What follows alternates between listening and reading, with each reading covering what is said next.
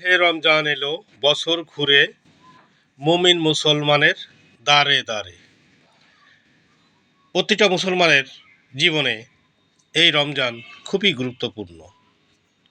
রমজান মাসে মুসলমানেরা সারাদিন রোজা থাকে এবং সন্ধ্যায় ইফতার করে। এই ইফতার আল্লাহর এক অশেষ নিয়ামত।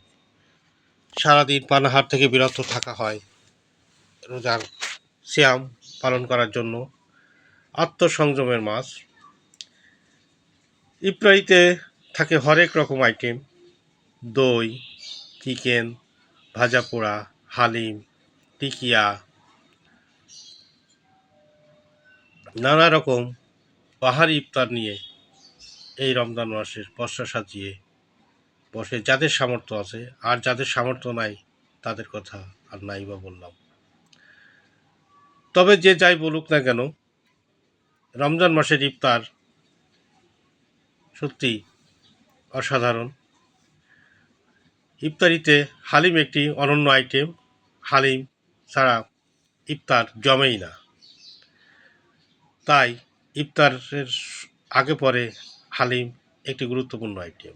এছাড়া ছোলা, বেগুনি, আলুর চপ, টিকিয়া, ডিম চপ, বিভিন্ন তেলে ভাজা আইটেমগুলো ইফতারিতে বেশ জনপ্রিয় এবং উপভোগ্য। যদিও সারাদিন রোজা রাখার পর, সারাদিন পানাহার থেকে বিরত থাকার পর স্বাস্থ্যের জন্য এই তেলে ভাজা জিনিস খুবই ক্ষতিকর। কিন্তু কে শোনে কার কথা? মুখরোচক এই তেলে ভাজা আইটেমগুলি ছাড়া ইফতার যেন জমেই না। একই তেলে বারবার ভাজা হচ্ছে বিভিন্ন প্রকার আইটেম। তেলগুলি বিষাক্ত হয়ে যাচ্ছে, তারপরেও এই খাবারগুলো খেতে সুস্বাদু এবং মুখরোচক হওয়ার জন্য রসনাবিলাসীরা এই খাবার খাবেই। ডাক্তারের নিষেধ থাক আর যাই থাক না কেন, খেতেই হবে। অবশ্য আত্মসংযমের মাস হলেও রোজাদার মুসলিমরা খাবারের কমতি নেই এই মাসে।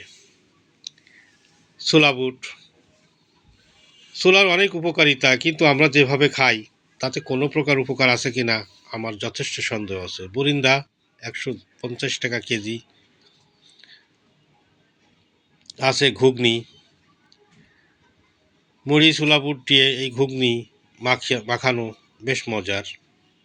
আছে জিলাপি, হরেক রকম জিলাপি, ছোট বড় মাঝারি বিভিন্ন নামের। বন্ধুরা, এতক্ষণ এই ইফতার বাজারে আমার সাথে থাকার জন্য আপনাদের অনেক ধন্যবাদ।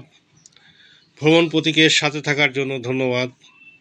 রমজান মাস নিয়মিত কন্টেন্ট দিতে পারিনি, কারণ রোজা রেখে ইবাদত করতে হয়, ভিডিও করা সম্ভব হয় না, এডিট করতে সময় লাগে। বন্ধুরা, এতক্ষণ পাশে থাকার জন্য ধন্যবাদ। দেখা হবে আবারও নতুন কোনো কন্টেন্টে। সে পর্যন্ত ভালো থাকবেন। আসসালামু আলাইকুম ওয়া রাহমাতুল্লাহ।